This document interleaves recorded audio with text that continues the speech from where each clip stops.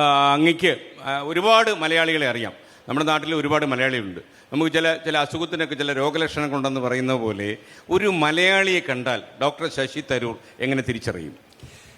ആദ്യം വേഷത്തിൽ മാത്രമല്ല ചോദിക്കുന്നത്.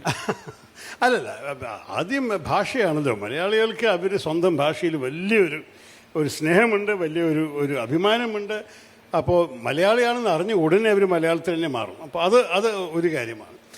വേറൊന്ന് ഞാൻ ഇപ്പോൾ കൂടി ഓർമ്മയില്ല, എൻ്റെ കുട്ടിക്കാലത്ത് അതോ കേരളത്തിലല്ല ജനിച്ച് വളർന്നതൊക്കെ വെളിയിലായിരുന്നു. പക്ഷേ എൻ്റെ അച്ഛൻ കുട്ടിക്കാലത്ത് പഠിപ്പിച്ച വള്ളത്തോളിന് രണ്ടുപേരും എപ്പോഴും എൻ്റെ മനസ്സിലുണ്ട്.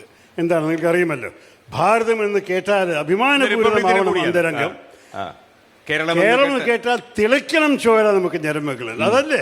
അപ്പോൾ ആ സെൻറ്റിമെൻറ്റ് മലയാളികൾക്കുണ്ട്. പക്ഷെ അതിൻ്റെ ഒപ്പം അതിൻ്റെ ഓപ്പോസിറ്റുമുണ്ട്. അതിനർത്ഥം വിദേശത്തിൽ പോയി കഴിഞ്ഞാൽ മലയാളികൾ മറ്റേ ഭാരതീയരെക്കാട്ട് കൂടുതൽ അസിമിലേറ്റ് ചെയ്യുന്ന ആൾക്കാരാണ്. അവർ പെട്ടെന്ന് പോയിട്ട് മറ്റേ രാജ്യത്തിൻ്റെ എല്ലാ രീതികളും ഭാഷയും പെരുമാറ്റവും ഒക്കെ വേഗം പഠിക്കും. വീട്ടിൻ്റെ അകത്തോ അല്ലെങ്കിൽ അവർ സ്വന്തം സമുദായത്തിൻ്റെ അകത്ത് പെരുമാറുന്നത് വേറെ ആയിരിക്കാം. പക്ഷേ അവർ ശരിക്ക് മൈഗ്രേഷന് പറ്റിയ ഒരു കൂട്ടരാണ് നമ്മുടെ മലയാളികൾ.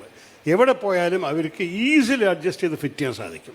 അത് ഒരു പക്ഷേ 2-3,000 വർഷങ്ങൾ ചെയ്ത കാരണമായിരിക്കാം. പക്ഷെ അതാണ് നമ്മളുടെ ഒരു പ്രത്യേകത. ഏറ്റവും നല്ല കാര്യം എന്താണെന്ന് ചോദിച്ചു കഴിഞ്ഞാൽ, ഞാൻ വിചാരിച്ചു അങ്ങ് ഇന്ന് ഒരു മുണ്ടെടുത്ത് വരാൻ സാധ്യതയുണ്ടെന്ന്. അപ്പം ഞാൻ മുണ്ടെടുക്കുക അല്ല, ഈ പ്രായമൊക്കെ ആയതിനു ശേഷം ഈ എക്കരാട് സഭയിലേക്ക് ആക്രമണം തുടങ്ങിയതിനു ശേഷം മുണ്ടെടുത്തിട്ടുണ്ടോ? എപ്പോഴും വിട്ടിട്ടുണ്ട്. പക്ഷെ അതല്ല കാരണം. ഞാൻ ചൂണ്ടിക്കാണിക്കണത്, ഞാനും ഇങ്ങനൊരു വേഷം ഇട്ടാലും ഞാനൊരു മലയാളിയാണെന്ന്. എന്തുകൊണ്ട് ആയിക്കൂടാ? എന്തിനാണ് നമ്മൾക്കൊരു സ്റ്റെറിയോടൈപ്പ്? ഞാൻ ആക്ച്വലി വിചാരിച്ചു ശ്രീകണ്ഠൻ നായർ ഉറപ്പമായിട്ട് മുണ്ടെടുത്തിട്ടുണ്ടാവും. അദ്ദേഹം എപ്പോഴും ഞാൻ മുണ്ടിൽ കണ്ടിട്ടില്ല കേട്ടോ. ഞാൻ പാൻറ് ഇട്ടിട്ടും കണ്ടിട്ടുണ്ട്, പാൻറ് ഇട്ടിട്ട് നമ്മൾ സംസാരിച്ചിട്ടുണ്ട്. പക്ഷേ ഞാൻ വിചാരിച്ചു ഈ ടൈറ്റിൽ കണ്ടപ്പോൾ, ഞാനൊരു മലയാളി എന്ന് കണ്ടപ്പോൾ ഞാൻ വിചാരിച്ചു അദ്ദേഹം എന്നെ ഒരു ഷോ അപ്പ് ചെയ്യാൻ വേണ്ടിയിട്ട് അദ്ദേഹം വരും മുണ്ടിൽ. പക്ഷേ ഞാൻ വിചാരിച്ചു മനഃപൂർവ്വമായിട്ട് ഇല്ല, ഞാൻ മുണ്ടുകൊടുക്കില്ല. കാരണം നമുക്ക് മലയാളികളെക്കുറിച്ച് എന്തിനാണ് സ്റ്റെറിയോടൈപ്പ് ചെയ്യാൻ ആവശ്യം? മലയാളി എന്തും ഇടാം, എന്തും കഴിക്കാം, എങ്ങനെയും സംസാരിക്കാം, അല്ലേ?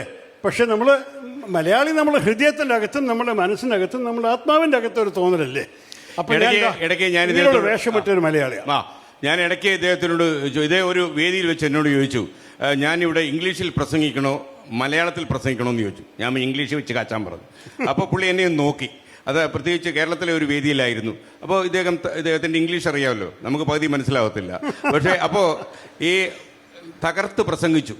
അപ്പോൾ എന്നോട് ഇറങ്ങി വരുമ്പോൾ ചോദിക്കുമെന്ന് ഞാൻ വിചാരിച്ചു, എന്തുകൊണ്ടാണ് മലയാളത്തിൽ പ്രസംഗിക്കണമെന്ന് ഞാൻ പറയാത്ത, പ്രത്യേകിച്ച് മലയാളത്തെ സ്നേഹിക്കുന്ന ഒരാൾ. കാരണം ഈ ഇംഗ്ലീഷിൽ പ്രസംഗിക്കുമ്പോൾ നമുക്ക് പറഞ്ഞ കാര്യങ്ങൾ പലതും മനസ്സിലാവുന്നില്ല. പക്ഷെ അതേ കാര്യം മലയാളിയോട് മലയാളത്തിൽ പറഞ്ഞാൽ ഇത്രയേ ഉള്ളായിരുന്നോ എന്ന് തോന്നിപ്പോവും. അതുകൊണ്ടാണ് നമ്മൾ അങ്ങനെ വിചാരിച്ചത്. അപ്പം അങ്ങയുടെ ഒരു അനുഭവത്തിൽ മലയാളികൾ എന്ന് പറഞ്ഞാൽ അവർ കേരളം വിട്ടു കഴിഞ്ഞാൽ അവർക്ക് മലയാള തനിമ കൂടും. അത് എപ്പോഴും നമ്മളെ ഒരു മലയാളം ഭാഷ സംസാരിക്കുന്നു എന്നുള്ളത് മാത്രമല്ലല്ലോ മലയാളികൾ എന്ന് പറയുന്നത്. മലയാളം ഭാഷ സംസാരിക്കുന്ന ആൾക്കാരും മലയാളികളാണ്. അത് അങ്ങ് വിദേശ നാടുകൾ, അമേരിക്ക പോലുള്ള വലിയ രാജ്യങ്ങളിലൊക്കെ ജീവിച്ച ഒരാളാണ്. അവിടെയൊക്കെ ആകുമ്പോൾ മലയാളികൾക്ക് കുറച്ചുകൂടെ ആവേശം കൂടുമെന്ന് ഞാൻ കണ്ടിട്ടുണ്ട്. സത്യം തന്നെ. ഒരു കാര്യം ഞാൻ പറയട്ടെ, ഞാൻ ഐക്യരാഷ്ട്രസഭയിൽ പ്രവർത്തിക്കുമ്പോൾ പല രാജ്യങ്ങളിൽ ജീവിച്ചിട്ടുണ്ട്, പല രാജ്യങ്ങളിൽ സഞ്ചരിച്ചിട്ടുണ്ട്. എവിടെ പോയാലും, പ്രത്യേകിച്ച് എൻ്റെ അനുഭവത്തിൽ ഓണസമയത്ത് ഞങ്ങൾക്ക് അവധിയൊന്നുമില്ലല്ലോ. അപ്പോൾ ഓണസമയത്ത് തന്നെ ഓരോ നഗരത്തുണ്ടാവാൻ സാധ്യതയുണ്ട്. ഓണം ആഘോഷിക്കാത്ത സ്ഥലമില്ല ഇന്ത്യയിൽ, ലോകത്തിൽ. മലയാളികൾ എന്നെ ക്ഷണിക്കുന്നു. എനിക്ക് ഓർമ്മ, ഞാൻ ഒരിക്കൽ വിയന്ന, ഓസ്ട്രേലിയയിൽ പോയി. വിയന്നയിൽ ഞങ്ങൾക്കൊരു UN-ൻ്റെ ഐക്യരാഷ്ട്രസഭയുടെ ഒരു യൂറോപ്യൻ ലോക്കൽ ഹെഡ് ക്വാർട്ടേഴ്സ് പോലെ ഒന്നുണ്ട്. അവിടുത്തെ മലയാളികളൊക്കെ ഞാൻ വരുമെന്ന് കേട്ടപ്പോൾ പറഞ്ഞു, നാളെ ഞങ്ങളുടെ ഓണം ആഘോഷമാണ്, കിട്ടോ, വരുമോ? സദ്യയോ ഇങ്ങനെ വിയന്നയിലോ ചോദിച്ചു. ആ കാലത്ത് പ്രത്യേകിച്ച് നമ്മൾ ഇന്ത്യൻ സ്പൈസസൊക്കെ കിട്ടാൻ എളുപ്പം ആയിരുന്നില്ല യൂറോപ്പിൽ. അതുകൊണ്ട് എല്ലാ കുടുംബവും ഒരു ഡിഷ് കൊണ്ടുവരും. ഞങ്ങൾ ഒരു കോൺഫറൻസ് റൂം എടുത്തിട്ടുണ്ട് UN-ൽ, അവിടെ കൂടി ഓണസദ്യ കഴിക്കാൻ. എന്തൊരു അനുഭവമായിരുന്നു ഇത്! പക്ഷെ ഇതായിരുന്നു നമ്മളുടെ മലയാളികളുടെ, എനിക്ക് തോന്നുന്നു. അതോ വേറെ കാര്യം എനിക്ക് പ്രത്യേകിച്ച് അഭിമാനത്തോടെ പറയാനുള്ളത്, ഇത് ഒരിക്കലും ഒരു മതത്തിൻ്റെ ആഘോഷമായിരുന്നില്ല. ഇനി എപ്പോൾ പോയാലും എല്ലാ മതത്തിൻ്റെ മലയാളികളും ഒന്നുപോലെ ഇത് ആഘോഷിക്കലും പങ്കെടുക്കലും സംസാരിക്കലും ആ പരസ്പരമുള്ള ആ സ്നേഹം, ഇതാണ് എൻ്റെ അഭിപ്രായത്തെ. ഇതിനെക്കുറിച്ച് കുറേ എഴുതിയിട്ടുണ്ട്, കുറേ പ്രഭാഷണം ചെയ്തിട്ടുണ്ട്, വിദേശത്തിലും നോർത്ത് ഇന്ത്യയിലുമൊക്കെ. എനിക്ക് നാണക്കേടില്ലേ പറയാൻ, നിങ്ങളൊക്കെ ഞങ്ങളെപ്പോലെ കൂടുതലാവണം, ഞങ്ങളെ നിങ്ങളെപ്പോലെ ആക്കണ്ട എന്നാണ് ഞാൻ അവരോട് പറയാം.